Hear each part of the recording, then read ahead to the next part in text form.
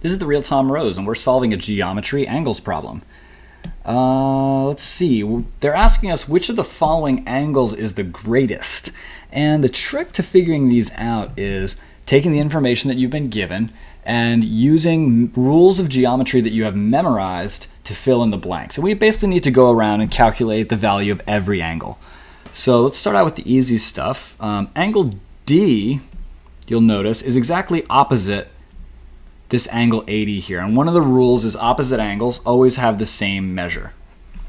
Notice there's a cross here, and they're opposite on that cross. That's the key.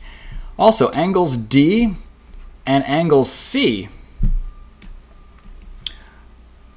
complete the angle across one of the lines in that cross. So then we know D plus C is equal to 180, and you just have to memorize this. So if D is 80, when you add C, it must be equal to 180, so C is equal to 100.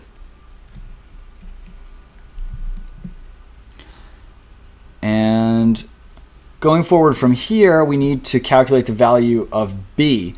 This triangle here, notice, has two of the angles marked already, and we can figure out the third. The sum of all the angles in a triangle is always 180. So 180 will equal 80 plus 35 plus B.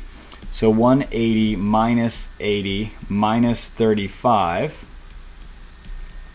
equals B, which is 65. So if this is 65,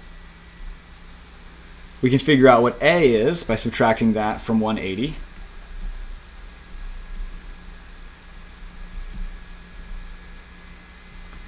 That will be 115. And last but not least, 35, so we're down here in the corner, 35 plus E will be equal to 180. Therefore, E equals 180 minus 35, and E is equal to 145. And it turns out E, the last angle we calculated, is our winner.